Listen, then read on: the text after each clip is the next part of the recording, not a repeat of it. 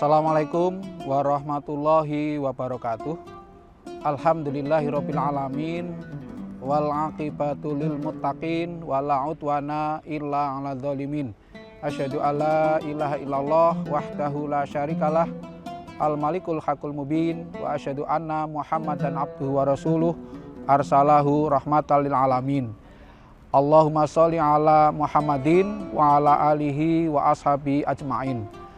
Qala Allah Ta'ala fil Qur'anil Karim, a'udzu billahi minasyaitonir rajim. Syahrul Ramadan alladzi unzila fihil Qur'anu hudal linnasi wa bayyinatin minal huda wal furqan. Pemirsa yang berbahagia, Allah Subhanahu wa taala berfirman dalam surat Al-Baqarah yang tadi saya bacakan bahwa bulan Ramadan adalah bulan diturunkannya Al-Quran sebagai petunjuk bagi manusia dan penjelasan atas petunjuk itu dan sekaligus sebagai pembeda.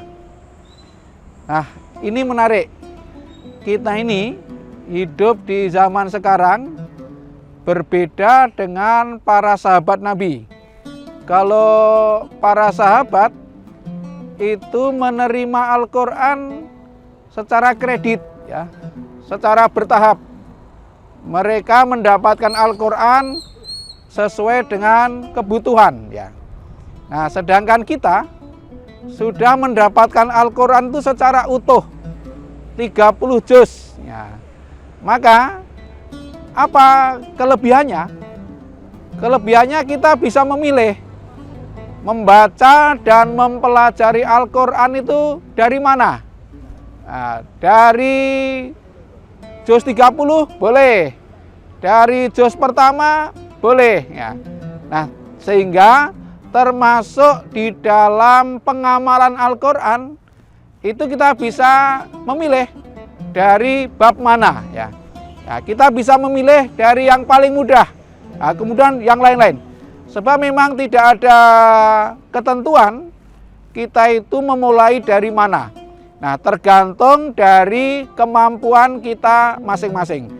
Oleh karena itu, sungguh sangat tidak masuk akal kalau kita itu tidak mendalami, memahami dan mengamal Al-Quran dengan penuh kegembiraan. Ya, kegembiraannya karena kita bisa milih itu. Nah, ini sangat penting. Mumpung kita itu berada di bulan Ramadan yang Allah mengatakan merupakan bulan diturunkannya Al-Quran, maka kita memanfaatkannya sebagai momentum untuk mendalami, ngecas, mempelajari, mengambil pelajaran dari Al-Quran. Mulai dari manapun silahkan, ya.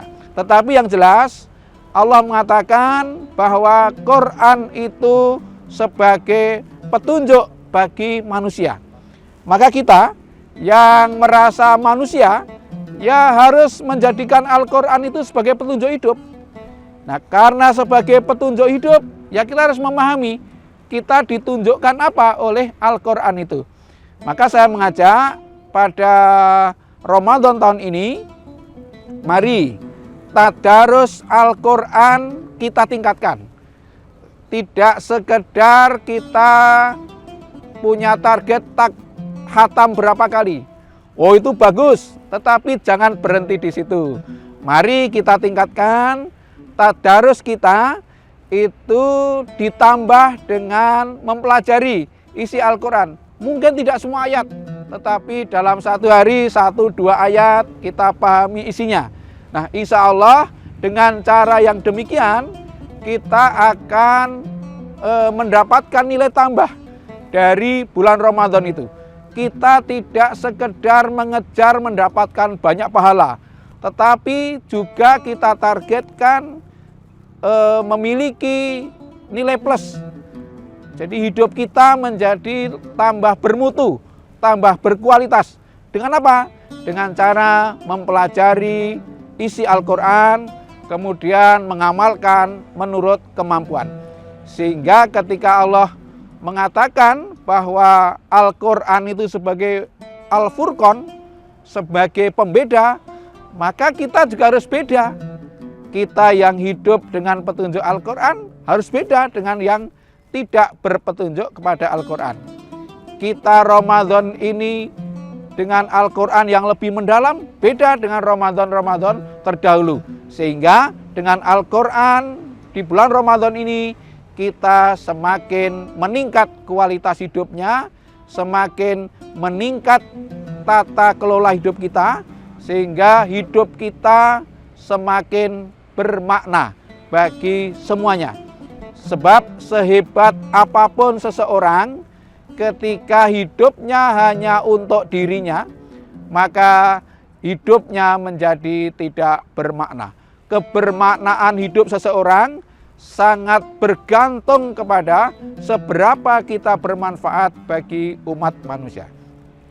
Kemudian yang kedua, famang syahida minkumus syahra falyasum. Maka barang siapa yang menyaksikan bulan pada Ramadan itu diperintahkan supaya berpuasa. Lalu yang berikutnya, wa man kana maridon aw ala safarin fa'iddatum min ayyamin ukhra. Maka barang siapa di antara kalian yang pada hari itu sakit atau bepergian, maka disuruh menghitung untuk mengganti puasa di bulan-bulan yang lainnya. Ini menggambarkan bahwa demikian penting ibadah puasa di bulan Ramadan itu. Karena puasa membuat kita menjadi pribadi yang bisa mengendalikan diri.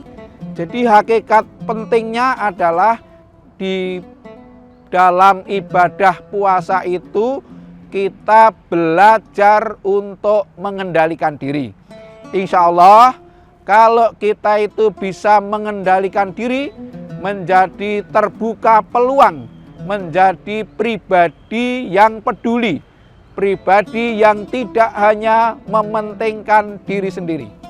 Nah, meskipun itu sangat penting, ibadah puasa itu urgensinya tinggi, tetapi Allah mengatakan tidak memaksakan diri.